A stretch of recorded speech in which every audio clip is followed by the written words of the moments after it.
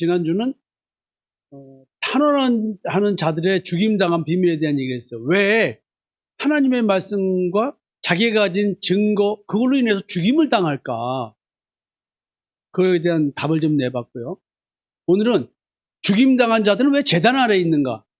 그러면은 제단이라는 말의 의미를 성경적으로 좀 쭉 찾아봐야 되겠죠?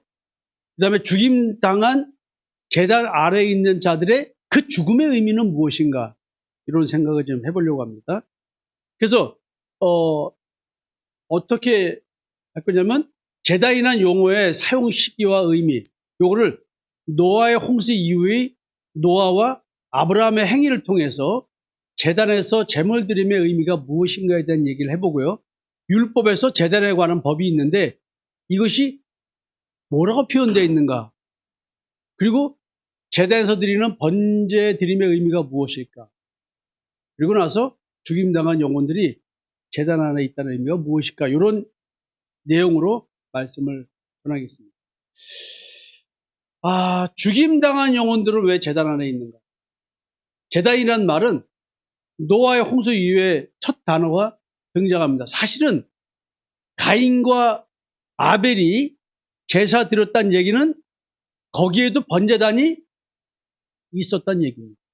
근데 번제단, 즉 번제 드리는 제단, 제단이라는 단어는 안 나왔어요.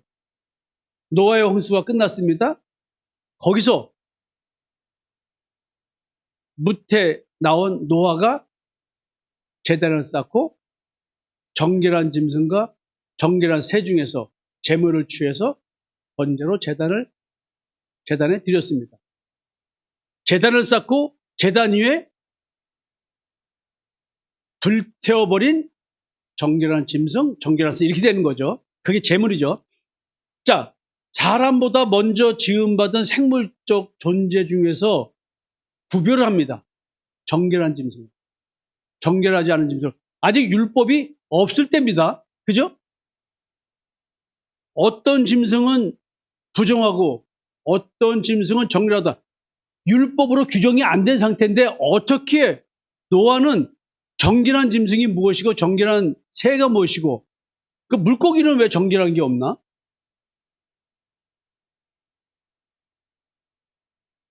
하나님께서 받으시는 제물 드림의 제사가 무엇일까? 이게 노아가 드린 제사잖아요. 제단에 제물을 완전히 태우는 번제의 제사를 드렸습니다. 완전히 태우는 거예요. 번제단에서 제물을. 근데요, 이 제단에 제물을 드린다?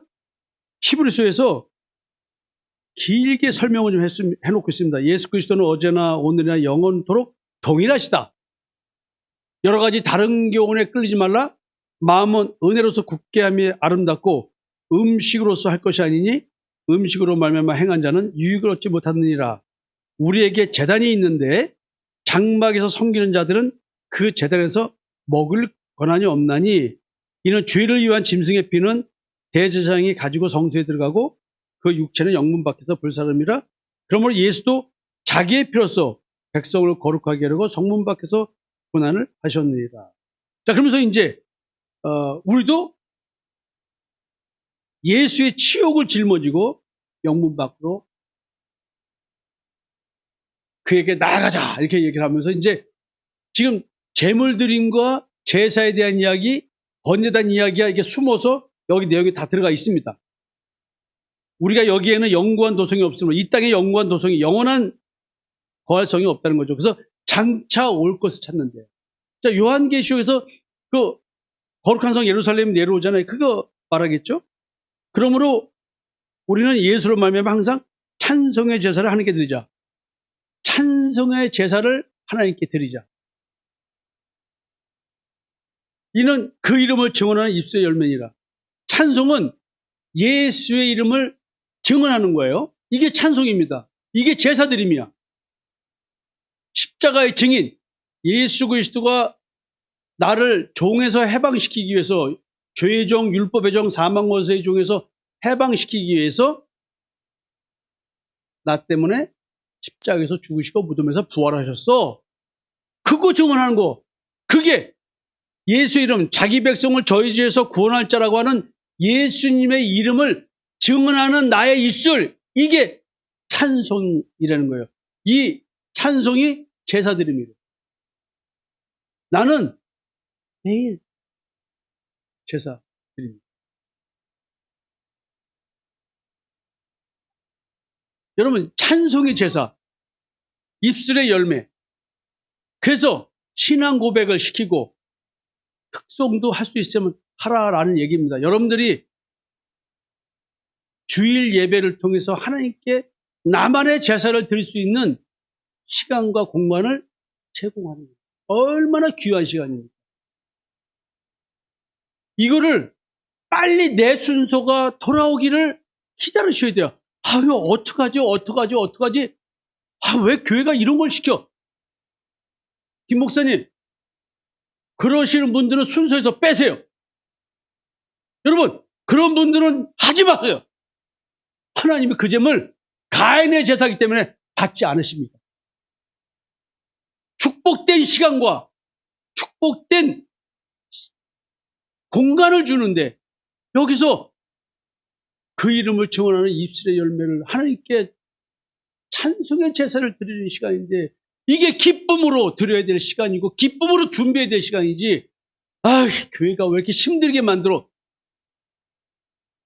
국정원에서 보고가 왔어. 그런 성도가 있다고. 근데요, 자, 여러분, 오직 선을 행함과 서로 나누어 주기를 잊지 말라. 하나님은 이 같은 제사를 기뻐하시니이다. 선을 행함이란 아벨의 제사죠. 그죠? 악을 행하면 가인의 제사죠. 내가 예수 그리스도의 십자가 대속연총을 믿는 믿음의 의를 가지고 구원받는다는 이 믿음이 있는 자, 이 말씀을 전하는 자가 선을 행하는 거예요. 서로 나눠주기를 잊지 마라. 물질을 나눠주는 거, 이걸 물질로 가져가면 언제까지요? 얼마만큼 나눠줘야 돼요?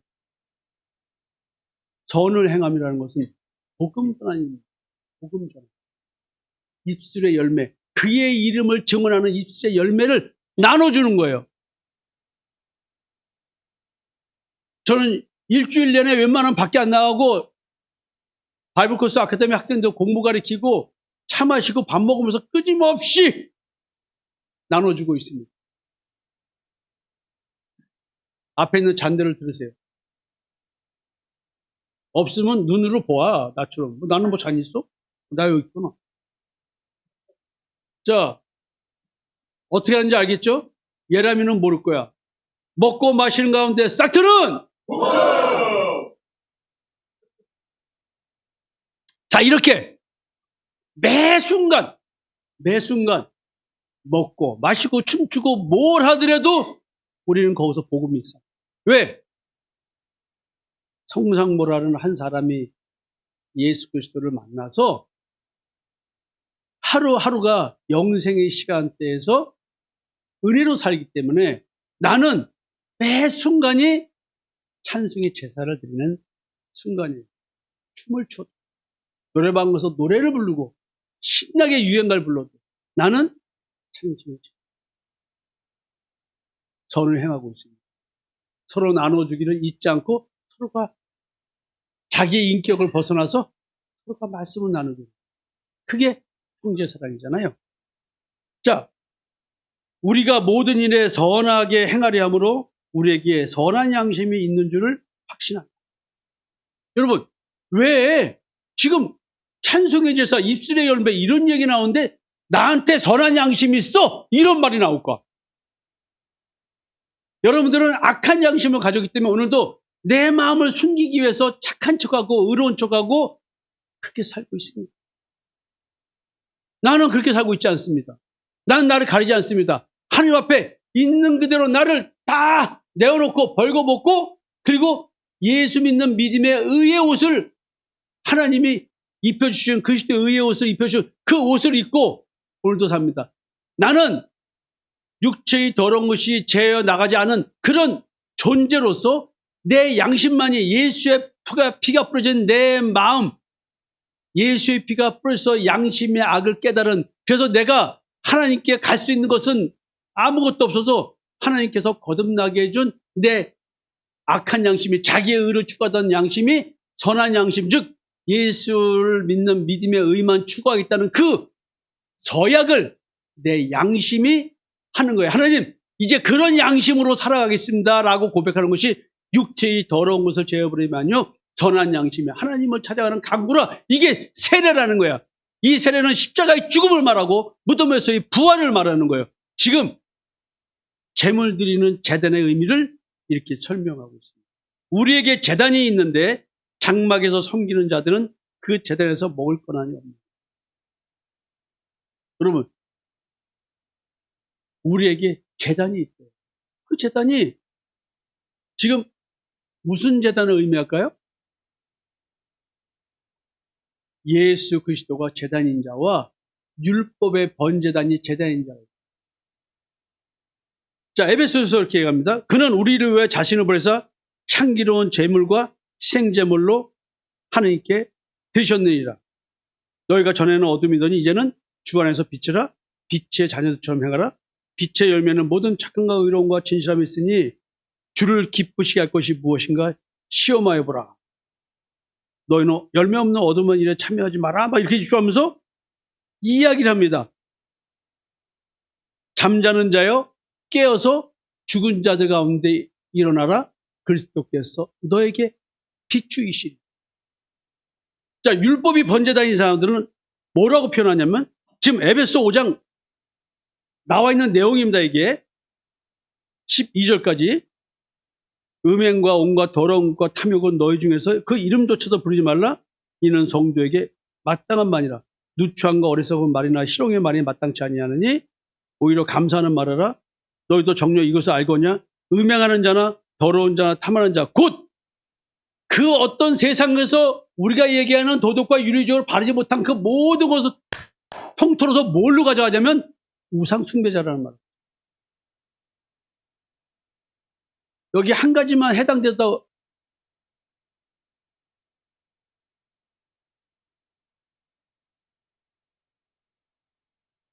여기서 한 가지만 해당돼도 우상 숭배. 우상 숭배자는 다 그리스도와 하나님의 나라에서 기업을 얻지 못하리니 누구든지 헛된 말로 너희를 속이지 못하게 하라. 이러하면 하나님의 진노가 불순종의 아들에게 임하나니 그러므로 그들과 함께 하는 자가 되지 마라. 너희가 전에는 어둠이더니 얘기하면서도 열매 없는 어둠 일에 참여하지 말게 합니다. 자, 이게 지금 예수 그리스도가 제단인 자와 율법의 번제단이 제단인 자 둘을 놓고 얘기하는데 이것은 존재가 어떤 존재인지를 설명해 주고 있습니다. 큰 광명이 주관하는 자와 작은 광명이 주관하는 자가 어떻다. 마음의 빛이 비춰진 자와 행위의 빛이 비춰진 자, 아벨의 제사를 드리는 자와 가인의 제사를 드리는 자를 놓고 얘기를 하고 있습니다. 근데요, 아브라함이 또 제단 얘기를 합니다. 우상 숭배하던 하란을 떠나 가나안 땅에 들어갔을 때 아브라함은 제단을 쌓고 여호와 이름을 부릅니다. 아브라함이 그 땅을 지나 세겜 땅 모래 상수리 나무에 이르니 그때에 가나안 사람이 그 땅에 거주하였더라. 여호와께서 아브라함에게 나타나 이르시되 내가 이 땅을 네 자손에게 주리라 하신지라. 자기에게 나타나신 여호와께 그가 그곳에서 여호와께 제단을 쌓고 여호와의 이름을 부르더니 이렇게. 자, 여러분 보세요. 제단이신 그리스도의 십자가의 대속의 은총을 믿는 믿음으로 우상 숭배로 가득한 가나안 땅과 같은 내 마음의 온갖 탐심의 지배에서 자유케 해주신다는 믿음을 제단을 쌓는 것으로 지금 표현하고 있습니다. 이 말 잘 들으셔야 돼요. 아직 가나안 땅에 들어가서 정복했습니까? 정복 안 했습니까? 400년 후에 그 땅을 주신다는 약속을 믿고 가나안 땅에 들어갔습니다. 거기서 여호와 이름을 불렀습니다. 뭐라고요? 제단을 쌓고. 제단을 쌓고 여호와 이름을 부른 것이 무슨 의미냐? 하나님의 공의로서 그리스도를 믿는다는 신앙 고백이에요. 여기부터 시작되는 겁니다. 제단은 하나님께 자신을 번제로 모두 불태워 제물로 드리는 것입니다. 제물을 드릴 제단을 쌓는다는 것이 무엇일까요? 빌립보서에서 믿음의 제물과 섬김 위에 내가 나를 전제로 드릴지라도, 자, 나를 제물로 드릴지라도 어디에? 믿음에 재물과 섬김 위에 나를 전제로 드립니다. 바울은 또 얘기합니다. 내가 그리스도와 함께 십자가에 못 박혔나니. 그리고 내 안에 이제는 내가 사는 것이 아니요 오직 내 안에 그리스도께서 사시는 것이라. 이제 내가 육체 가운데 사는 것은 나를 사랑하사 나를 위하여 자기 자신을 버리신 하나님의 아들을 믿는 믿음 안에서 사는 것이다. 그리고 바울은 또 말한다. 그러므로 형제들아, 내가 하나님의 모든 자비하심으로 너희를 권하노니 너희 몸을 하나님이 기뻐하시는 거룩한 산제물로 드리라. 이는 너희가 드릴 영적 예배이다. 지금 나를 산제물로 제단에 번제로 드리라는 얘기 아니에요. 사랑하는 자라, 너희는 너희의 지극히 거룩한 믿음 위에 자신을 세우며. 자, 믿음 위에 누굴 세워요? 나를 세워. 믿음 위에 뭘 드려요? 나를 드리는 거예요. 성령으로 기도하며 하나님의 사랑 안에서 자신을 지키며 영생에 이르도록 우리 주 예수 그리스도의 긍휼을 기다리라. 자, 제단이 뭘까요? 십자가의 죽음이 뭘까요? 결국 제단은 믿음을 의미하죠. 제물은 뭐예요? 나죠. 십자가가 제단이죠. 십자가에 죽는 거니까 십자가에 내가 못 박혀 죽는 거잖아요. 제단이 십자가고 그걸 믿는 믿음이 제단이에요. 제물은 뭐예요? 나예요. 예수님이 제물로 더하셨죠. 희생제물로. 거기에 연합됐잖아요. 그건 나야. 보세요. 믿음으로 아브라함은 부르심을 받았을 때 순종하여 장래의 유업을 받을 땅에 나아갔을 때 갈 바를 알지 못하고 나. 가나안 땅 어디 갈지도 모르게 그냥 가라니까 간 거야. 거기서 제단을 쌓고 여호와 이름을 불렀습니다. 여러분 마음의 땅에 발을 디뎠을 때 갈 바를 알지 못하면 이거 어떻게 하지? 어떻게 내 마음이 이러지? 그 여러분도 자기 마음의 땅을 별로 가지 않습니다. 갈라디아서 3장 7절에서 8절 먼저 아브라함에게 복음을 전하되 아브라함에게 복음이 전파됐습니다. 아브라함이나 그 후손에게 세상의 상속자가 되리라 하신 언약은 율법으로 말미암은 것이 아니요 오직 믿음의 의로 말미암은 것입니다. 갈 바를 알지 못하고 우상 숭배하던 하란을 떠나서 더 이상 내가 우상 숭배하지 않겠습니다라고 가나안 땅에 들어서 우상 숭배 족속을 쳐 죽이고 그 땅을 차지하는 것. 내가 더 이상 내 마음의 땅에 지체인 온갖 탐심의 지배를 받지 않고 나를 십자가에 죽임으로 이제 내가 거룩한 마음의 땅이 돼서 하나님께서 뿌려주는 생명의 말씀의 씨를 잘 열매를 맺겠습니다. 이게 성령의 열매를 먹고 사는 거야, 이게. 이게 믿음이에요. 그 믿음 위에 이제 나를 십자가에 불태워 죽이고 믿음 위에 내가 이런 존재라고 하는 내가 사망의 몸임을 깨닫는 겁니다. 하나님의 언약이신 예수 그리스도를 믿는 믿음의 제단 위에서 드려지는 신앙 그리고 믿음이 드러나는 새로운 피조물로서의 삶의 태도와 방식이 이제 시작되는 거예요. 그 전쟁이 시작되는 거예요.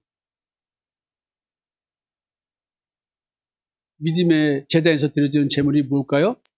그리스도와 연합된 자에게 발생하는 임마누엘의 영적 실체가 드러나는 나의 십자가의 죽음과 무덤에서 부활.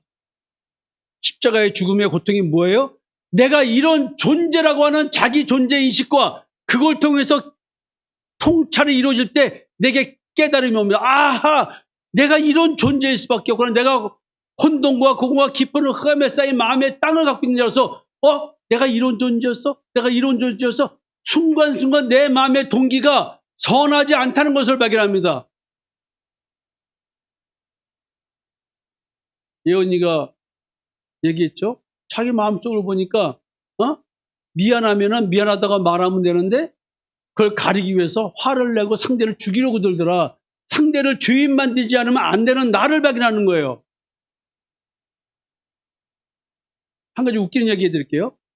내가 상대한테 고마움이 생기잖아요. 근데 고마움을 감사함을 감사함으로 표현하는 것이 아니라 에이씨 내가 이렇게 못났으니까 저 인간한테 도움을 받고 살지 요 심리 느끼세요? 여자들이요. 남편이 벌어다 처자식 부양하니까 여보 고생했어 고마워. 이 말하는 게 그렇게 자존심 상합니까? 강 장로님. 그렇게 자존심 상해요? 그 말하는 게? 이문희 집사님. 남편이 벌어다 주는 거 먹고 사는 것이 그렇게 자존심 상해요? 왜 대답을 안 해요? 이예수님. 남편이 벌어다 주는 거 먹고 살면서 살림하는 게 그렇게 자존심 상해요? 박종호 집사님. 벌어다 주는 거 먹고 사는 게 그렇게 자존심 상해? 내가 능력이 없어. 내가 벌지 못하는 게? 정용 권사님. 고마운데 그렇게 표정 짓고 살았어? 말 똑바로 해야지. 그거 당연히 그 말 듣지. 한정희 권사님. 에? 백종민 집사님이 쇠 만져가면서 막 벌어다 준 거 그거 먹고 사는 게 그게 자존심 상했어요? 에? 잘 들으세요 이거.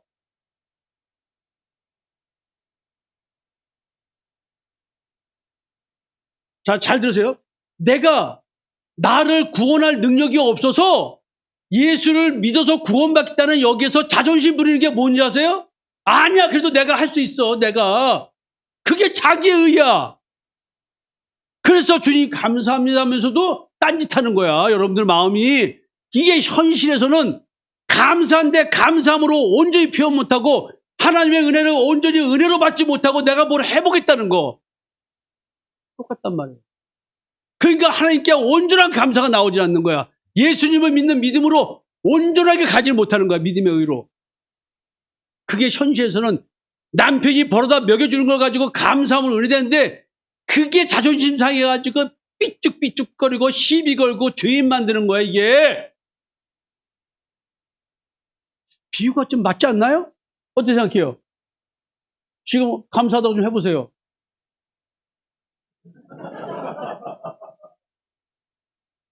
해봐. 해봐. 해봐요. 한 권사님 일어나서 해봐. 일어서라 서나 한번 똑같아서.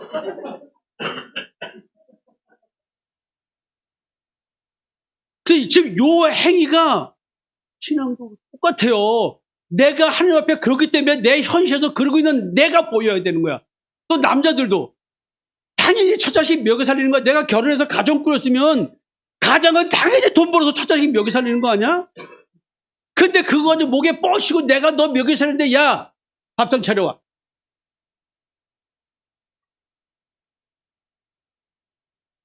당연한 거 가지고 목에 심는 남편. 아내한테 구박하고 그거 좀 누구야? 빨리 일어나서 미안하다고 그러세요.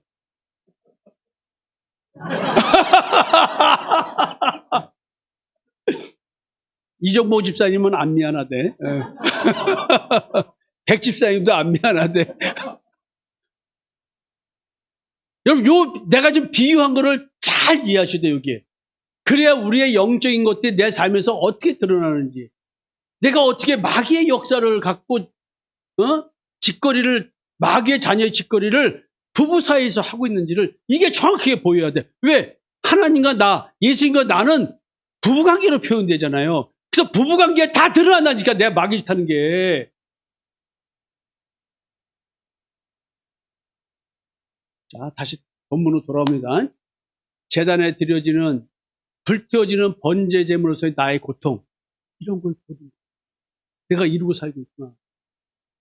옛사람에서 살사람이 되는 존재의 변화를 위한 고통, 이 고통이 있는 거야. 이 고통을 겪는 자는 하나님 어떻게 하면 내가 이 고통에서 벗어날 수 있을까요?를 찾을 거 아니야. 에? 내가 아내를 사랑하는데 왜 아내가 저렇게 믿게 보이는지, 난 남편을 사랑해서 결혼했는데 왜 남편이 저렇게 믿게 느껴지는지, 나는 왜 이 인간을 살면서 기쁨은 좋은 건 안 느껴지고 나쁜 것만 있고 상처만 느껴지고 왜 내 입에서는 겉말로는 고맙고 감사하지만 나는 입만 벌리면 왜 남편을 헐뜯고 그런 말만 나오는지. 이게 또 안 고통스러운 사람이 있어. 에? 수원이 너 고통스러워, 안 고통스러워? 내가 딱 찍었잖아. 박선빈 목사. 고통스러워, 안 고통스러워? 아침에 보니까 아닌 것 같아. 민 목사. 요즘 더 심해지는 것 같아.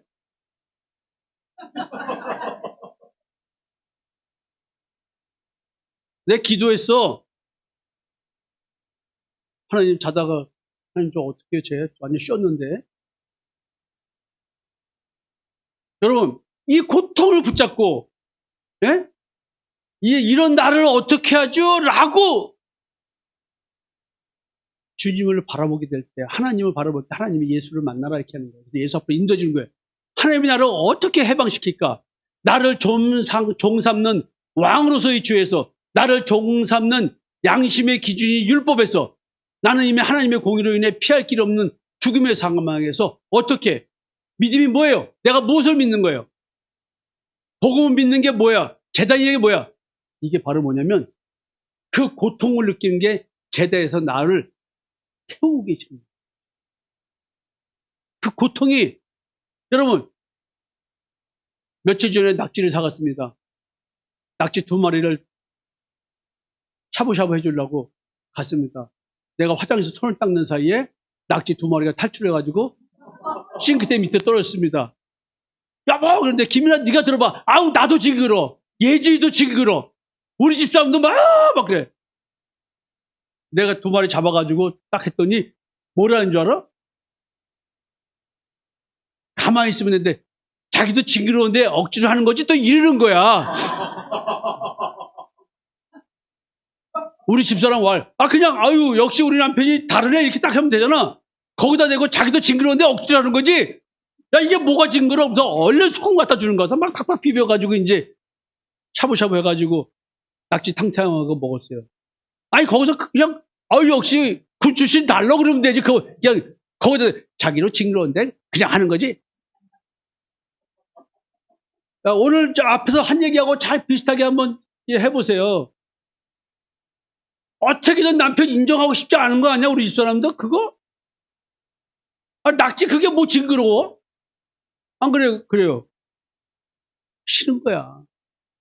나보다 낙지 못 잡는 징그러워해가지고 못 잡는 나보다 징그럽지 않게 잡는 남편을 인정하기 쉽지 않은 거야. 야 그것도 인정하기 싫을까 그것도. 야 그러고 싶냐로?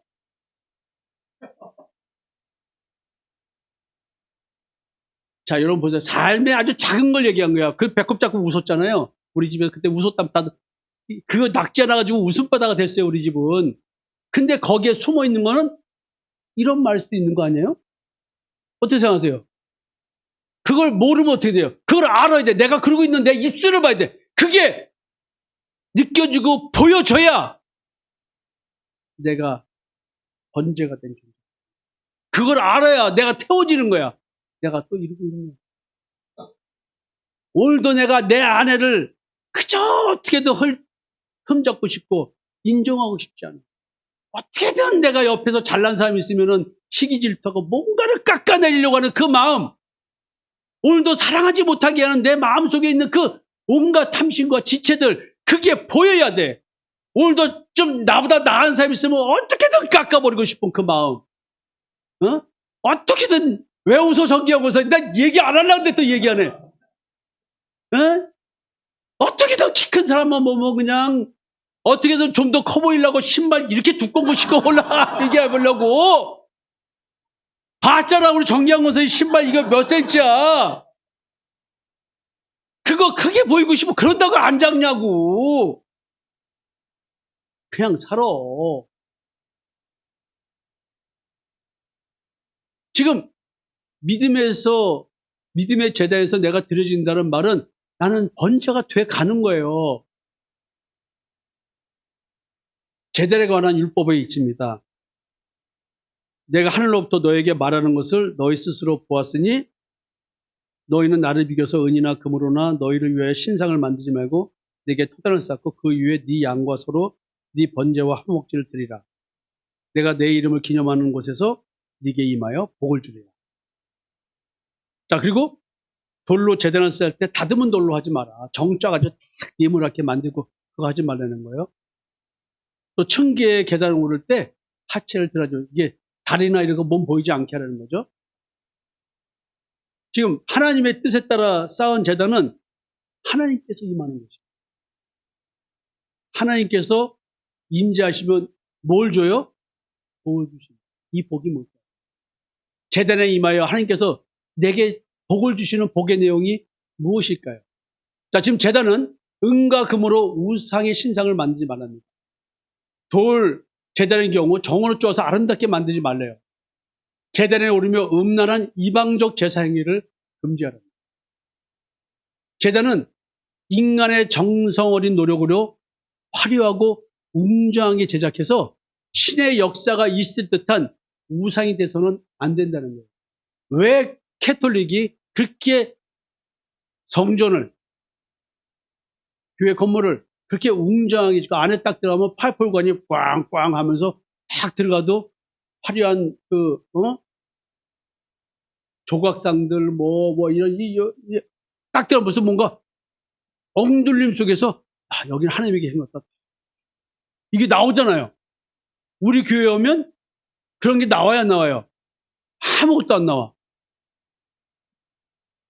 담임 목사를 봐도 거룩과 경건은 찾아볼 수가 없어.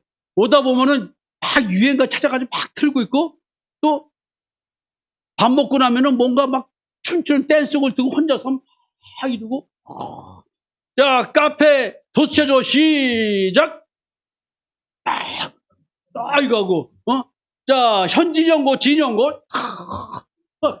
이게 교회 오면은 담임 목사를 봐도 그렇고 뭘 봐도 거룩과 경건은 찾아볼 수가 없어. 여러분 지금 이거 잘 이해하셔야 돼요. 이거를 아까 회의할 때 얘기했잖아요. 왜 성상모는 그런 목회를 추구하고 있는 거예요. 추구하는 게 아니라 내 의지를 추구하는 게 아니라 그게 안 돼. 그리고 하나님의 허락을 안 해주셔. 지금 나한테는. 다른 사람들한테는, 다른 목사한테는 허락을 해주는데 나한테는 아직 허락을 안 해주셨거든요. 문화적인 요소 가지고 기도를 많이 했어요. 하나님, 기독교적인 문화적인 요소가 있는데 이걸 제가 어떻게 극복합니까?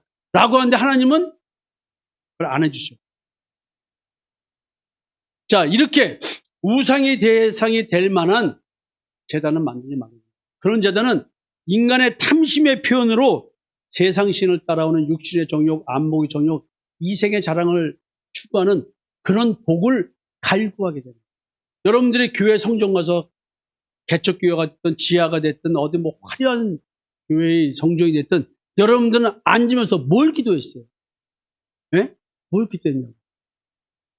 자기의 정성으로 신앙적 자기만족을 추구하는 자기의를 추구하게 되고 결국 우상을 숭배하는 미혹의 길로 들어서며 하나님께 다른 영과 하나가 되는 음란한 존재로 전락하기 때문에 이런 제단법이 나오는 겁니다. 또 제단에 뿌리는 짐승의 피에 대한 얘기를 합니다. 그러면서 얘기하는 게 뭐냐면 육체의 생명은 피에 있음이라 내가 이 피를 너에게 주어 제단에 뿌려 너의 생명을 위하여 속죄하게 하나니 생명이 피에 있으므로 피가 죄를 속하느니 모든 생물은 그 피가 생명과 일체라. 모든 육체의 생명은 그것의 피인즉 그 피를 먹는 모든 자는 끊어지리라. 선지 드신 분, 해장국 드실 때 선지 드신 분,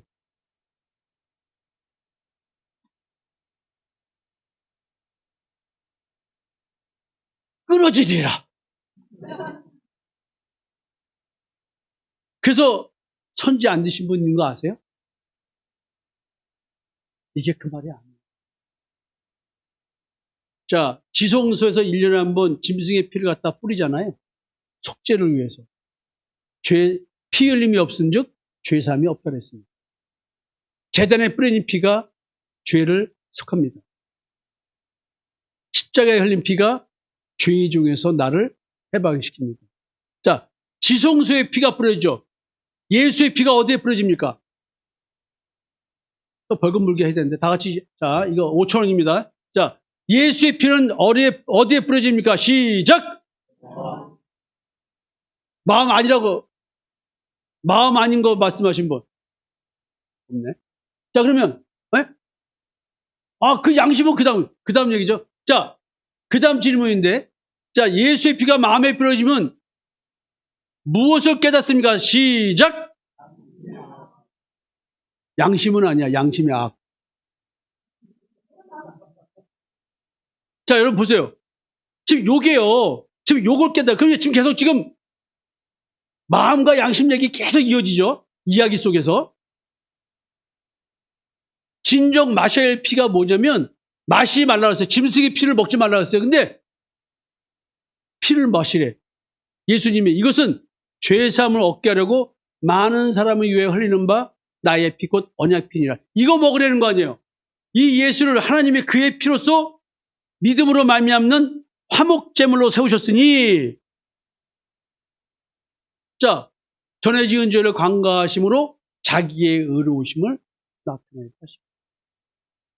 내가 선악간에 아무것도 한 것도 없는데 이미 선택을 하셨고 날 구원하셨어. 이게 영생의 시간대야. 나는 이 시간을 살고 있어. 근데 여러분들은 태어날 때부터 선악과를 먹은 존재로서 자기 양심의 기준이 있잖아. 그러니까 아까 예언이 말한대로 혁규가 자기 양심으로 막 못 버티는 거예요. 근데 내가 해석을 해줬어. 제가 지금 못 버티는 거다. 잘 설명해 줘. 그게 본질이야. 근데 그거 없이 양심이 화인 만든다는 얘기는 죄책감을 못 느끼는 거 아니야. 만약에 가르치는 게 괜찮아, 혁규야 괜찮아, 엄마는 피나도 괜찮고 괜찮아. 그럼 자기는 잘못한 게 없잖아. 그러면 엄마가 뭐든 칼로 갖다 찔러도 왜 아파? 이렇게. 아, 여러분 이게 무서운 거 아니야 그게? 양심이 역사를 안 하는 거예요. 근데 그 양심이 우리로 하여금 다르게 살도록 역할하잖아요. 그러니까 신의 잔재래. 신성이 남은 타락했지만 하나님이 양심으로 신성을 남겨야 돼. 거짓말이란 말이에요. 그렇다면 성경에 악한 양심이라는 말이 나올 수가 없고 양심의 악을 깨닫는다는 말이 나올 수가 없죠. 잘못된 여러분들은 복음을 듣는 거예요. 그로 피로 말미암아 성령 곧 죄사함을 받았느니라. 예수의 피가 마음에 뿌려지고 양심의 악을 깨달은 자들의 이야기라고요. 이 이야기가 오직 자기의 피로 영원한 속죄를 이루사 이는 황소와 염소의 피가 능히 죄를 없이 하지 못한다.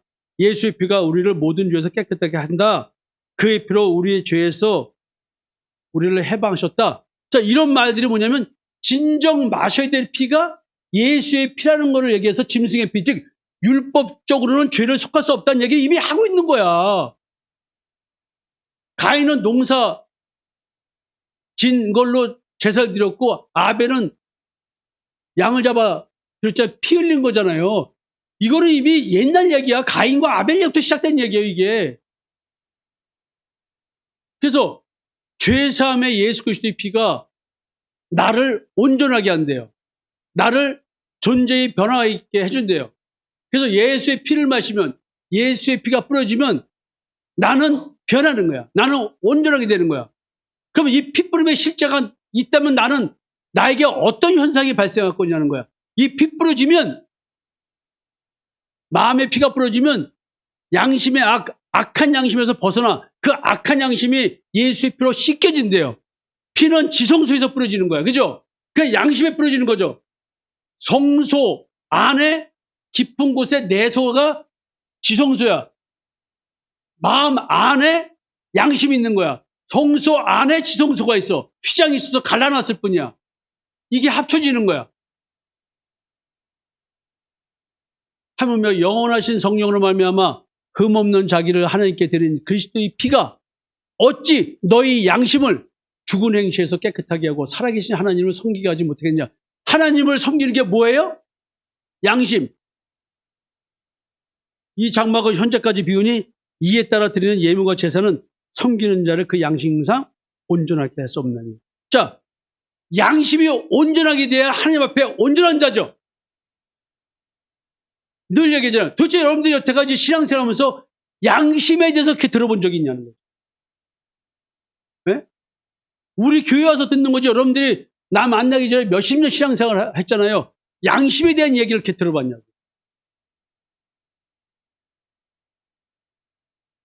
우리가 마음에 뿌림을 받아 악한 양심으로부터 벗어나고 몸은 맑은 물로 씻음을 받았으니 참마음과 온전한 믿음으로 하나님께 나가자. 자, 참마음과 온전한 믿음으로 하나님께 나가자 할 때 이것은 뭐냐면 양심이 온전케 된 자에 대한 이야기. 그죠?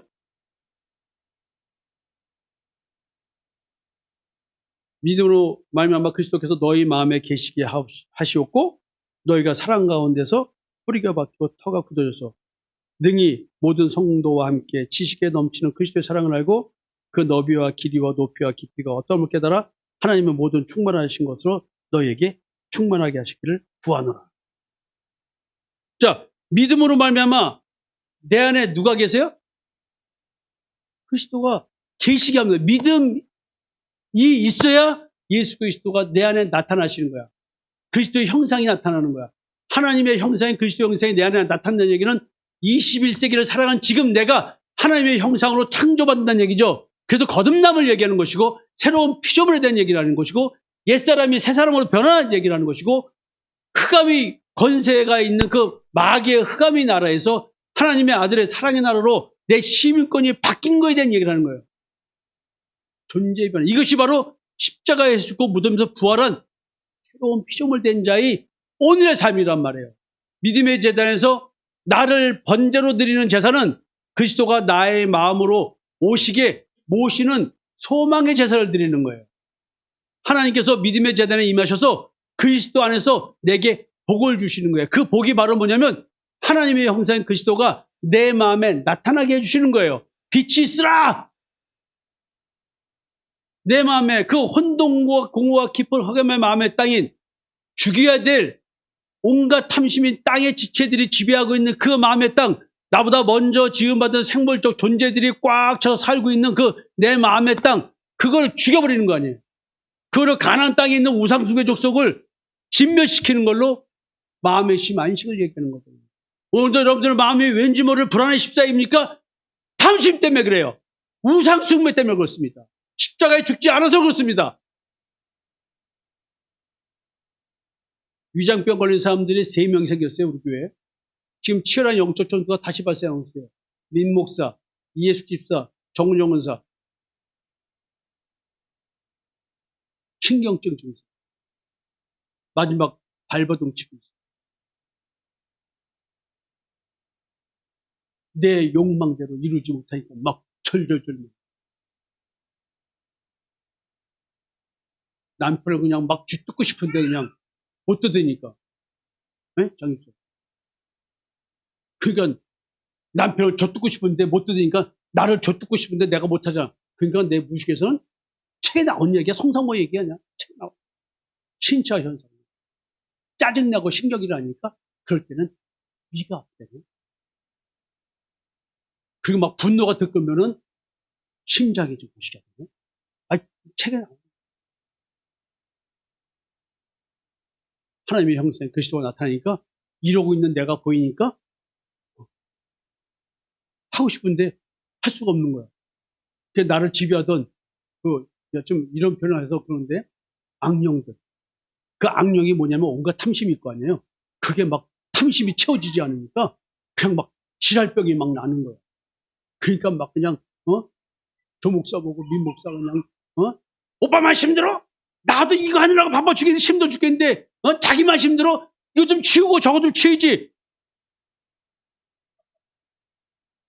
야야 미안하다. 네 시어머니 계신데 또 이런 말 했네. 아유. 아 영상으로 그거 찍었어?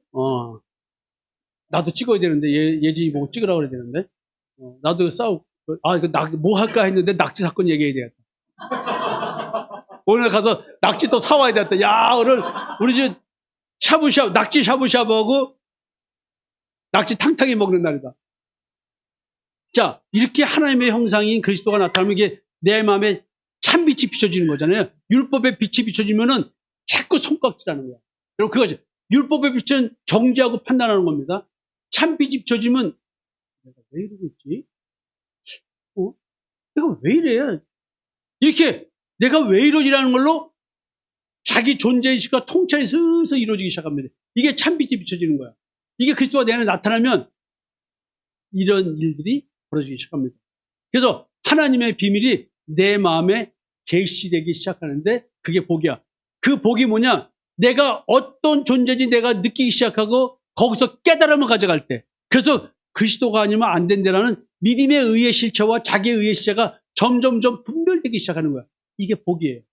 세상에서 잘 먹고 잘 사는 게 복이 아닙니다. 잘 먹고 잘 살다가 죽는데 지옥 가면 뭔 소용이 있어요? 근데 여러분들 그러잖아요. 에휴, 지옥 가더라도 그렇게 살다가 죽었으면 좋겠다. 이게 여러분들 마음이잖아요. 그러니까 믿음이 있는 거 없는 거예요. 예수 믿는 것은 사실은 구원 때문에 믿는 게 아니라는 사실이 거기서 나옵니다. 자, 이제 제단이라는 개념을 알았죠. 근데 지금 죽임 당한 영혼들이 제단 아래에 있대요. 믿음의 제단에서 자신을 번제로 드린 상태를 말하겠죠. 자기 우상 숭배적 존재에서 해방된 자유제의 온전한 안식의 상태를 갈망하는 상태 아닐까요? 여러분들 예수 믿는다고 십자가에 죽었습니다. 근데 그 영적으로 죽은 거야. 근데 오늘 나는 살아가면서 오늘도 내 마음속에 있는 탐심이 슬슬 겨우 올라오기 시작하면 옆에 사람을 시비 걸어야 안 걸어요? 네?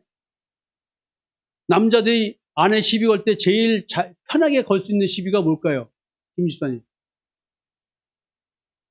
아, 집 청소. 그 집은 지저분하고 나는 집이 깨끗하기 때문에 청소했어라는 말은 해당이 안 돼. 조 집사님 혹시 뭐 마음에 안 들 때 하는 거. 한번 비밀을 노출해 보세요. 뭐 집에서 뭐 호떡을 만들어 줬는데 그 전에 잘 드시다가 호떡 하나 해주니까 왜 이렇게 달어? 몸에 안 좋게 이제 덜 달게 해야 되는 거 아니야? 이렇게 이래버리면 임지사님 뭐야? 지난번까지는 잘 먹더니 갑자기 왜 방타령하고 그래? 자, 내가 왜 말을 그렇게 했지? 나도 모르게 무시적으로 한 말이야. 이게 뭐가 불만이 있어가지고.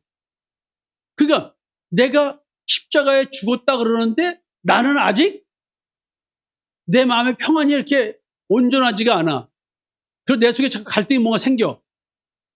그러면은 내가 제단 아래에 있다는 얘기는 아직 내가 믿음의 온전한 안식을 취한다는 거예요? 취하지 않는다는 거예요? 아직 그걸 갈망은 하는데 이루어지지를 않고 있어. 지금 영생의 시간대에서 오늘 현재 지금 자신의 마음과 양심의 상태로 인한 존재의 고백을 제단 아래에서 하고 있습니다. 제단 아래란 말은 하나님의 언약인 믿음의 안식을 누리고자 하는 자들이 모이는 곳인데 이들은 지금 죽었습니다. 죽임당한 영혼이 제단 아래서 지금 뭐라고 외치고 있는 거 아니야? 이게 외치는 얘기는 오늘 하는 얘기가 아니에요. 이 죽음의 의미가 뭐냐? 제단에 제물을 완전히 태우는 번제의 제사를 드린 거 아니에요? 새 사람 되게 소망하는 자의 옛사람의 죽음이잖아요. 자, 노아의 홍수의 의미가 홍수의 제물을 번제로 제단에 드렸어요. 자, 베드로가 이 얘기를 해요. 앞에 제단이라는 말은 노아의 홍수에 처음으로 등장했다잖아요. 제단의 의미를 베드로가 해석을 합니다. 너희가 열심으로 선을 행하면 누가 너희를 헤아리요. 의를 위해 고난을 받으면 복이 있는 자다. 너희 마음에 그리스도를 주로 삼아 거룩하게 해라. 선한 양심을 가지라. 선을 행함으로 고난 받는 것이 하나님의 뜻이다. 악을 행함으로 고난 받는 것보다 낫다. 자, 노아의 방주에 탄 자와 타지 않은 자를 구분하는데요. 타지 않은 자를 복종하지 아니하던 자들이라고 표현합니다. 그리고 방주에서 물로 말미암아 구원을 얻은 자가 몇 명뿐이 겨우 8명이다. 물은 자, 노아의 홍수물이죠. 물은 예수 그리스도께서 벌하심으로 말미암아 이제 너희를 구원하는 편이 곧 세례라. 노아의 홍수 얘기가 진짜 그런 사건이 있었어요. 근데 그 사건은 우리에게 뭘 주기 위한 사건이에요? 세례.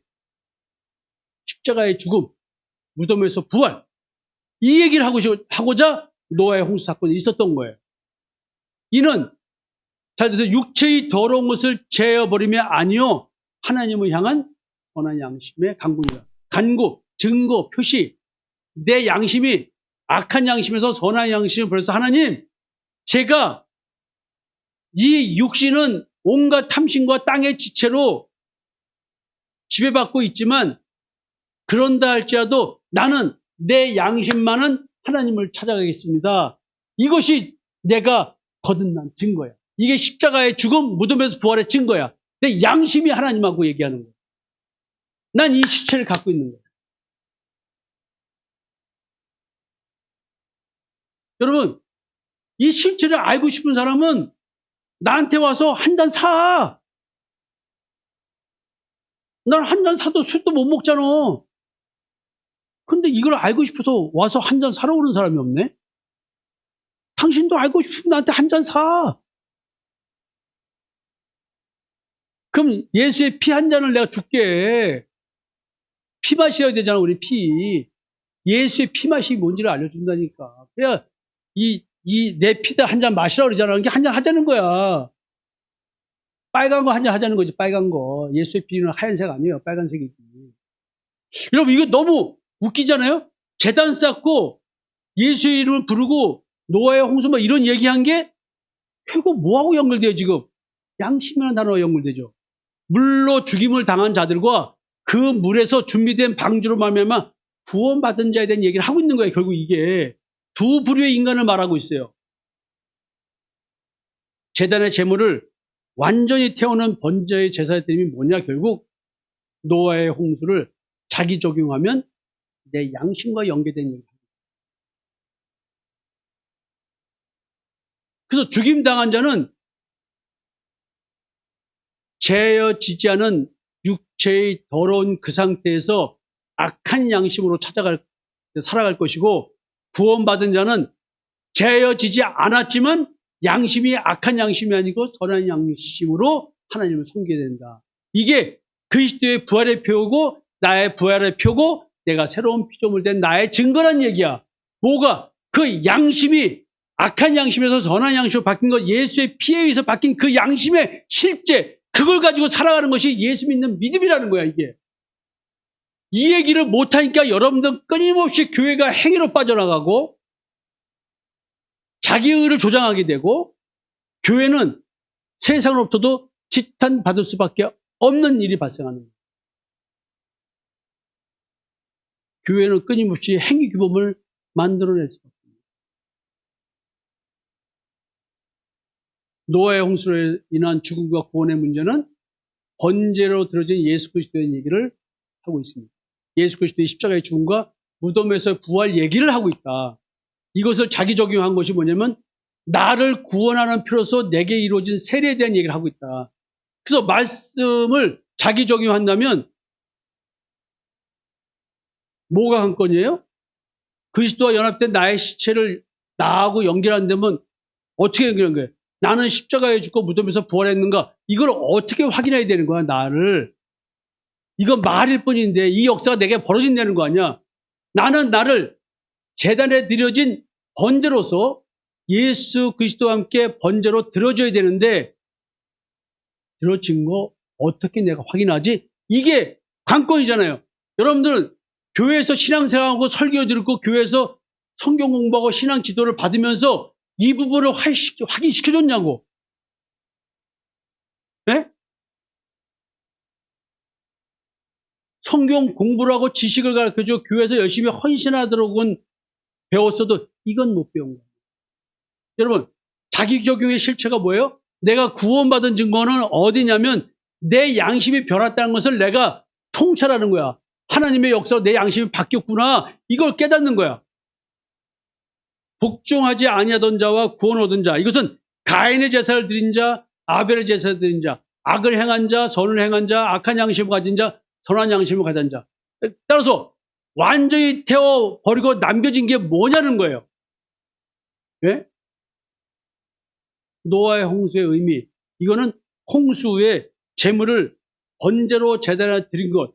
그 얘기 신앙 고백을 노아가 하고 있는 거예요. 그 노아가 와인을 마시고 취해가지고 벌거벗었다는 얘기는 예수 그리스도의 십자가의 대속의 은총을 믿는 믿음으로 벌거벗었으나 부끄러워진 존재가 됐다는 얘기를 하는 거예요. 근데 이 말을 그렇게 깨닫지를 못해. 양심에 대한 걸 알지 못하니까.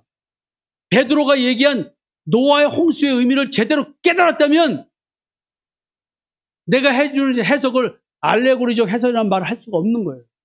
이거 실제 사건이에요.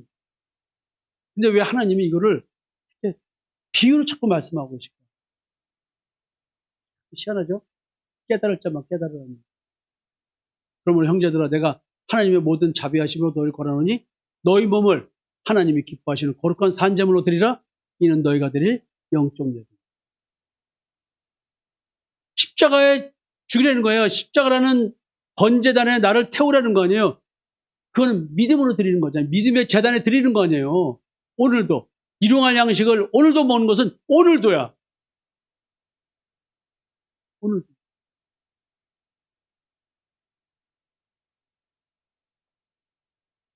바울이 말합니다. 율법 얘기를 하고 십자가 얘기를 합니다. 그리고 자기 존재에 대한 깨달음을 로마서 7장에서 바울이 얘기합니다. 나는 육신에 속하여 죄 아래 팔렸다. 율법을 행위 완벽주의로 준행한 자들에 대한 이야기입니다. 내가 행하는 것을 내가 알지 못하는, 내가 원하는 것은 행하지 아니하고 도리어 미워하는 것을 행합니다. 이게 뭐하고 연계된 얘기냐면 하나님의 의를 추구하기 위해서 열심히 율법을 행위 완벽주의적으로 추구했습니다. 오늘날에는 율법이 아니고 여러분들이 생각하는 믿는 자답게 살려고 노력했다는 거죠. 자기 자신을 위해서 살지 않고 매일 시간 나고 기도할 때는 중보기도 하면서 성도들 돌아가면서 기도해주고 하면서 오늘도 큰 교회 다니면 중보기도 하느라고 시간이 1시간 가지고는 안 되는 거예요. 구원을 위해서 온 식구들 다 기도하고 형제들 기도하고. 그래 어느 날 동생하고 싸움이 붙었습니다. 언니 그럴 수 있어? 막 뭐라고 하니까 이문희 집사님이 동생 있죠. 네. 그 동생 뭐 하는 소리가 야 인연이 진짜 해도 야 이년아 내가 너를 위해서 기도하고 맨날 중보기도하고 해가지고 네가 그나마 살고 있는 거지. 내가 너를 위해서 얼마나 기도하는데 너가 하는 싸가지 이게 뭐야? 어디 가셨어?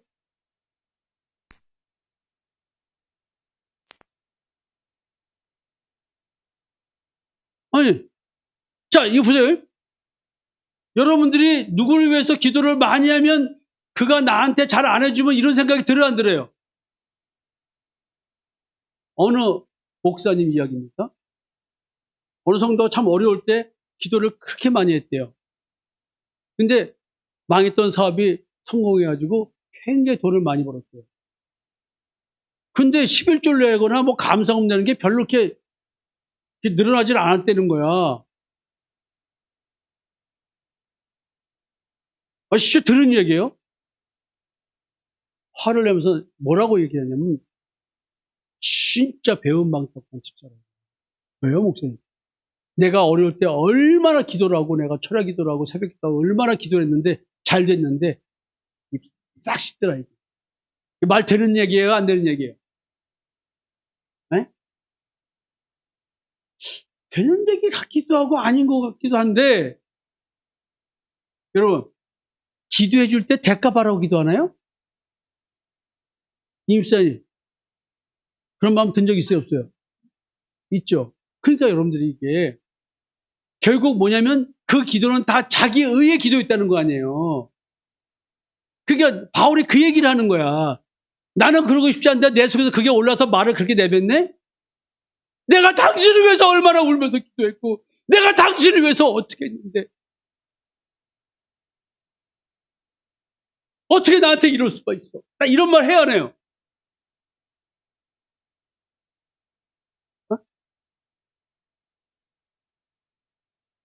이게 지금 뭐야? 본질을 가니까 그거 가지고 자기 의를 주장하고 있네? 이게 증거야.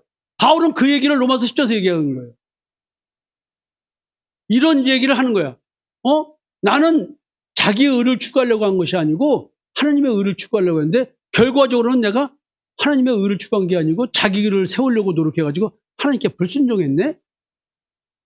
나는 그러려고 안 그랬는데 그런 거 보니까 내 속에 거하는 죄가 했네. 이 말 잘 들으시고. 만일 내가 원하지 아니하는 그것을 하면 이를 행하는 자는 내가 아니요 내 스가 거하는 죄입니다. 그 죄가 누구 거예요? 내 거지 남의 거 아니에요? 내 겁니다. 그래서 내가 지옥 가는 거예요. 그렇게 깨달음이 옵니다. 선을 행하기 원하는 나에게 악이 함다는 것이다. 여기서 선을 가인의 제사와 아벨의 제사를 이해를 못하면 여기서 선을 남 도와주는 걸로 하겠죠. 착한 일하는 거. 내가 어려운 사람 도와주는 거. 왜 그 사람만 도와줘? 어려운 사람이 한둘이야? 그래서 이제 속사람 얘기 나오고 하나님의 법 얘기 나오고 마음의 법 나오고 지체 속에 있는 죄의 법 나오고 내 존재는 죄의 법이 나를 사로잡아 온다. 나는 예수를 올바로 믿고 싶은데도 안 된다는 거야. 방해한다는 거야. 선한 양심으로 하나님을 섬기려고 하는데 끊임없이 자기 의를 추구하라고 나한테 너 교회 가서 열심히 인정받아. 인정받으려고 하니까 그게 보인 목사는 그러지 마세요 하니까 또 좌절과 절망 속에서 괴로워합니다. 그래서 속병이. 임 목사도 왜 속병이 생긴 줄 알아요? 옛날에는 자기 편만 들었는데 요즘은 목사님이 오빠가 몸으로 열심히 와서 일하고 한다고 고생한다고 하면 오빠 편 들어주고 수고한다고 해주고 격려해주고 하고 자기는 위로를 안 해준다는 거야.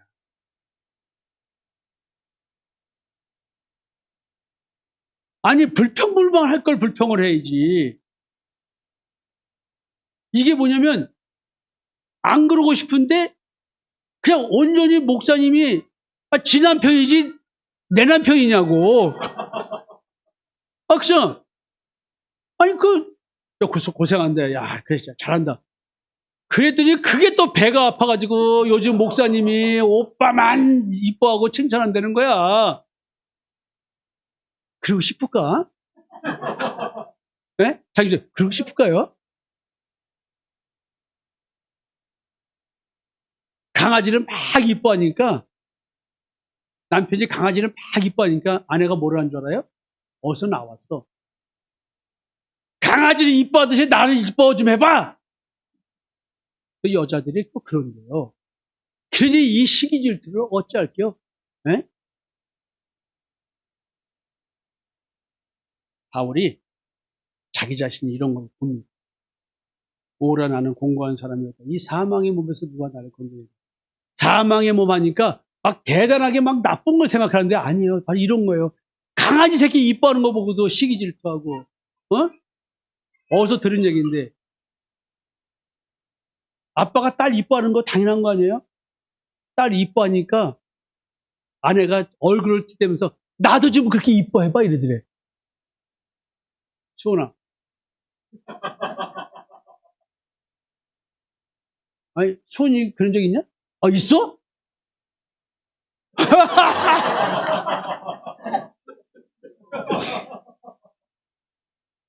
그러니까 또, 그럼 거꾸로 뒤집어서 얘기합시다. 아들을 엄마가 막 애지 좀 이뻐하니까 남편이 그 애새끼 좀 이뻐한테 나도 좀 이뻐해봐. 똑같은 거예요. 아들만 막 하면은 그 아들 누구 새끼야? 지 새끼인데 왜 지 새끼를 시기 질투해? 난 그거 이해가 안 가. 그거. 근데 장가 갔으면은 엄마들이 아들을 내려놔야 되는데 아직도 지배하고 통제하려고 자꾸 살림 가가지고 뭐 냉장고 열어보고 뭐가 어쩌느니 뭐니 그거 다 지금 아들 내려놓지 못해서 나오는 거야. 그 삶 살았으면 그 삶 맡겨버려야지. 거기 왜 참견을 해? 반찬도 조금만 해다 줘야지. 많이 해다 주면 부부싸움 생겨 안 생겨? 또나 저 친정 엄마가 반찬을 갖다 다 버리니까 싸움이 생겨가지고 엄마한테 한번 돼지게 짜증을 냈대. 근데 엄마가 삐져가지고 연락이 없어가지고 찾아가서 풀어주러 갔대. 얼마나 괴로워. 그거 한 끼나 두 끼 먹으면 되는데 그걸 세 끼, 네 끼 먹을 수 있냐고. 엄마는 자기 마음을 막 싸들고 막 힘들게 왔는데 그걸 보자마자 수원이는 짜증내고 하는 거. 왜 이렇게 무겁게 들고 앉아고 막 화를 냈대. 그걸 겪는 엄마는 또 어떻게 했어? 속으로 뭐랬어? 이런 쌍년이 다 있어? 그걸 바라보는 또 시수는 뭐야? 그거 어떡하지? 자, 참, 이거요. 이렇게 사망의 몸이라는 것을 보면 내가 생각하는 심적 등가성으로 하는 이것이 얼마만큼 상대를 불편하고 있는지 뭐야. 나는 사랑인데 상대는 나 때문에 싸움이 생기고 나 때문에 불편해. 또 얘기할게요. 우리 엄마가 우리 형을 사랑했어. 굶고 가는, 아침 안 먹고 가는 큰아들이 너무 가슴에 아프고 떡 하나를 입에 넣었더니 왜 먹기 싫어 입에 넣냐고 소리를 지금도 장면이 보여. 구두 신다가 고래고래 소리를 넣는데 엄마가 어쩔 줄을 몰라 하는 거야. 형하고 나하고 9살 차이잖아요. 그럼 내가 그걸 바라보는 어린 내가 이게 뭐지? 나는 거기서 또 결심을 했어요. 또 영화에 큰아들 작은아들 있는데 가난한 집에서 큰아들이 공부를 잘해서 그 아들한테 몰빵을 하고 큰아들은 대학 나와서 서울법대 나와가지고 판사가 돼가지고 뭐 이렇게 훌륭한 집에 재벌집에 장가 갔어요. 근데 이 아들은 막내 아들은 공부를 못해 공부를 안 시켜준 거예요. 그래가지고 깡패가 돼가지고 트렁쳐 갔다가 나왔어요. 이 아들은 자기 엄마나 동생이 집에 오는 걸 좋아해요? 싫어해요? 수치스러워. 그런 영화 장면이 있었어요. 나는 아기 때 그런 영화를 보면서 나는 형같이 되지 말아야지. 나는 엄마를 부끄러워하거나 그러지 말아야지. 그래가지고 천리교 하면서 막 형제들이 막 형이 엄마 때문에 나는 색시도 제대로 얻지 못하고 출세도 못한다고 그런 말을 그렇게 됐어요, 엄마한테. 난 그 영화를 보고 나는 엄마 천리교 열심히. 그래서 우리 엄마가 나를 붙여놓고. 근데 나중에 보니까 나도 우리 엄마가 수치스러웠어. 키도 조금 해가지고 학교 왔는데 결혼하고 날랐잖아. 중학교 1학년 때 엄마가 키웠는데 예은이처럼 이쁜 엄마가 아니잖아. 키도 큰 엄마도 아니고. 우리 엄마하고 지금 우리 엄마가 50이야. 50, 손 들어봐, 50. 50. 40대 후반. 없나? 50 초반. 없나? 그 엄마하고 예은이 같은 엄마하고 딱 나는 친구장님이 있어요. 까만 치마에 키도 조금해. 정기한 거사만 하네. 더 큰, 그보다 좀 큰 것 같은데. 하여튼 내 인간의 마음을 보니까요. 그랬던 엄마한테도 수침을 갖고 있고 골수염 수술로 인해서 다리를 절었던 아버지랑 같이 가는 것이 어린 나이에도 창피했던 거야. 그러니까 쳐다보니까 뭘 봐, 십새끼야. 그 우리 아버지가 그걸 들었을 때 또 아기가 그 아버지 쭈뚜껑을 쳐다보면서 그러니까 내가 얼마나 수치스러웠으면 뭘 봐, 십새끼야. 그 우리 아버지가 그 얘기를 들었어. 어떻게 했어, 내가. 나 진짜 지금 생각만 해도 그렇잖아요? 어린아이가 뭘 한다고, 그거를. 뭘 봐, 씹새끼야.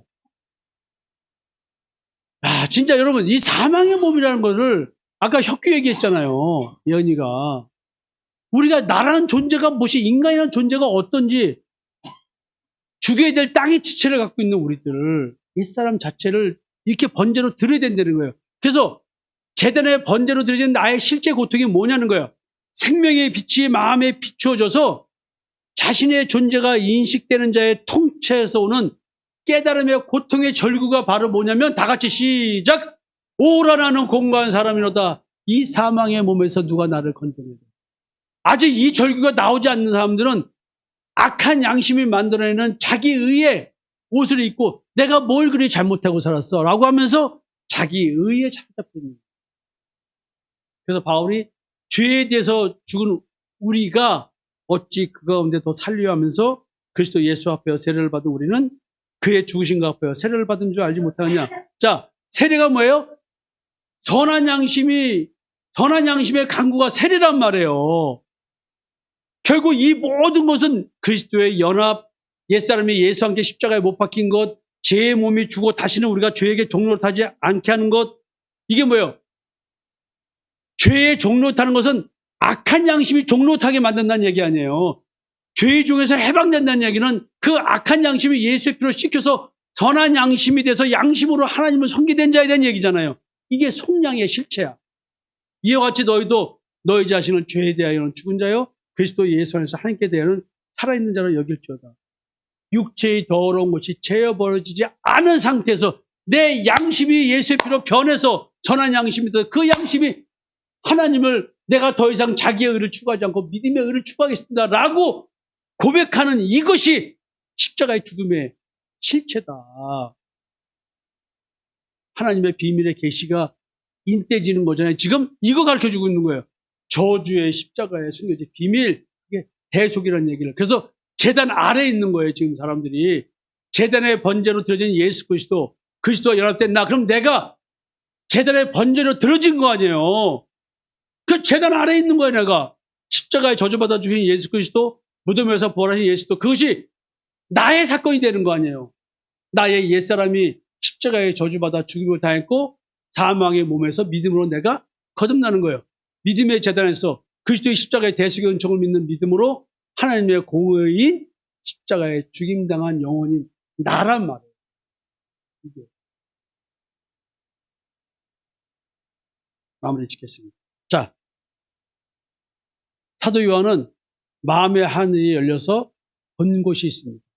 그게 죽임당한 영혼이 제단 아래에 있는 거예요. 자, 여러분 제단의 의미 다 들으셨죠? 죽임당한 영혼들이 왜 제단 아래에 있는지 느낌이 오셨죠? 이 영혼들의 죽임당함의 의미가 무엇일까요? 십자가의 죽음, 무덤에서 부활인데 나는 아직 육체의 더러운 것이 그대로 있어. 그러니까 내 양심이 변화돼서 나는 그대로 있는데 이 양심이 하나님을 찾아가. 하나님을 찾아가면서 양심이 더 이상 자기 의는 추구하지 않겠습니다. 왜? 내 속에 육체의 더러운 것이 있으니까 이걸 가리기 위해서 나는 자기의 의를 향하는 선과 의를 내가 스스로 만들어내려고 해야 하네요. 육체의 더러운 것을 보면 볼수록 나는 사망의 몸인 것 깨닫고 누굴 바라봐야 돼요? 그리스도를 바라봐야 돼요. 나는 본질상 그리스도를 바라보는 것이 아니라 자기의 의를 섞으려고 한다는 거예요. 이거를 잘 들으시죠. 그러면 온전한 믿음의 안식이 지금 내게 있을까요? 없을까요? 아직 없길래 재단에서 몸부림치고 있을지 모를 것 같습니다. 자, 오늘 지금 현재 나는 그리스도의 대속의 은총을 믿는 믿음이 있기에 그리스도와 연합되어 그리스도처럼 십자가에 저주받아 죽은 존재로서 부활을 소망하며 믿음의 재단 아래에 살고 있는 존재입니다. 나중에 이 본문을 또 얘기할 건데 믿음으로 아벨은 가인보다 더 나은 제사를 하나님께 드림으로 의로운 자라 하시는 증거를 얻었으니 하나님이 그 예물에 대하여 증언하심이라. 그가 죽었으나 그 믿음으로써 지금도 말합니다. 여러분, 우리의 옛사람은 죽었습니다. 그럼 나는 뭘로 말해야 돼요? 내 믿음으로 말하고 있습니다.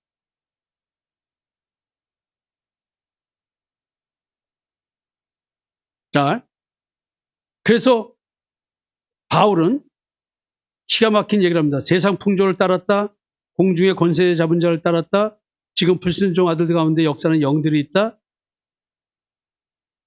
우리는 우리 육체의 욕심을 따라 지내며 육체와 마음이 원하는 것을 하여 다른 이들같이 본질상 진노의 자녀였다. 자, 내 존재가 이런 존재고 또 여기에 역사는 영들이 있다는 얘기를 하죠. 근데 이제 존재가 변화된 거예요. 긍휼이 풍성하신 하나님이 우리를 사랑하신 그 큰 사랑을 인하여 허물로 죽은 우리를 그리스도와 함께 살리셨고 또 함께 일으키사 그리스도 예수 안에서 함께 하늘에 앉히시. 여러분, 이게 말이 안 되는 용어죠. 이게 과거형입니다. 내가 함께 부활했고 예수 안에서 함께 하늘에 앉혀진 존재래.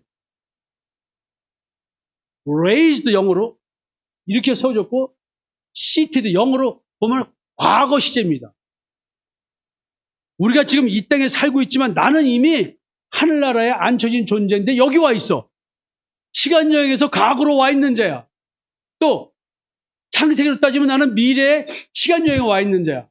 너무 희한하죠? 미래와 과거가 공존하는 오늘이야. 그게 오늘이야. 근데 여기서 핵심적인 게 뭐예요? 우리는 그가 만드신 바라. 그리스도 예수 안에서 선한 일을 위하여 지심을 받는. 선한 일이 뭐예요? 아벨의 제사죠. 십자가의 복음을 전하는 거죠. 예수 그리스도의 십자가의 대속의 은총을 믿는 믿음. 근데 이것을 존재의 변화는 뭘로 확인하는 거예요? 마음이 아니라 뭐예요? 양심. 악한 양심도 마음은 변할 수 있어요. 그 변화는 가짜죠. 우리는 그가 만드신 바라 그리스도 예수 안에서 선한 일을 위하여 지으심을 받으냐니. 그래서 우리 교회 비전은 전성도가 십자가의 증인이 되는 교회입니다. 이걸 위해서 저는 하루 왼종일 시간을 드리는 것이고, 이것만을 위해서 무엇을 먹고 마시든 나는 이것만 전하는 거예요. 나는 오늘 죽은 자이지만 본질상 진노의 자녀가 말하는 율법이 아닌 새로운 피조물로 창조된 믿음으로 말하는 자로 살게 하기 위하여 제단에 번제로 드려진 자입니다. 제단 아래 죽임당한 영혼이 나는 오늘 지금 여기서 믿음으로 주님께 무슨 말을 할 것인가? 믿음의 제단에 드린 예배가 뭘까요? 하나님께서 기뻐하시는 예수 그리스도의 십자가의 대속의 은총을 믿는 믿음의 제단에서 자기 자신을 그리스도와 함께 번제의 제물로 드린 자의 예배는 어떤 예배일까요? 행위의 가인의 제사가 아닌 하나님이 받으시는 아벨의 제사로의 영적 예배. 그것은 앞에서도 말씀드린 것처럼 예수로 말미암아 찬송의 제사를 하나님께 드리는 자이고, 그 찬송의 제사의 의미는 오늘도 자기 백성을 저희 죄에서 구원하시는 그 예수의 이름을 증언하는 이 열매입니다. 하나님께서는 복음 전하는 것을 기뻐하십니다. 오늘은 내가 십자가의 대속의 은총을 전하는 그 입술의 열매의 제사를 드릴 때 이것이 오늘 내 삶의 찬송이 되고 하나님이 기뻐 받으시는 제사라는 것이죠. 그 다음에 너희를 인도하는 자들에게 순종하고 복종하라. 그들은 너희 영혼을 위하여 경성하기를 자신들이 청산할 자인 것 같지 않으리라. 저는 여러분들의 영혼 구원을 위해서, 이런 신앙생활을 위해서, 선한 양심이 하나님을 찾아가도록 하게 하기 위해서 오늘 하나님께서 나한테 야, 너 일로 와봐. 빚진 거 갚았는지 안 갚았는지 보자. 그거 내 빚을 청산하기 위해서 오늘 복음을 전합니다. 나는 하나님께 예수를 죽인 그 대가를 지불하는 인생을 살았는데 24시간 하나님께 잠 안 자고 드릴 수가 없어요. 잠자는 시간 외에는 드리고 살아도 갚을 수 없는. 나는 나하고 좀 이런 동역자들을 좀 만났으면 좋겠어요. 장님사님, 뭔가 막 내가 성국사가 뭐가 나 저러고 싶어라는 마음이 막 생기지 않아요? 할렐루야. 주입사님, 뭔가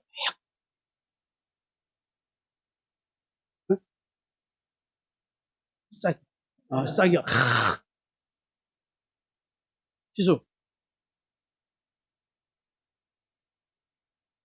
저건 싹도 안 떴고 마음이 생긴다. 이종우 씨님 혹시 뭐 있어요? 역시 우리 사도는 달라. 아유. 여러분, 그 다음 말이 중요합니다. 그들로 하여금 즐거움으로 이것을 하게 하고 근심으로 하게 하지 말라. 그렇지 않으면 너에게 유익이 없다.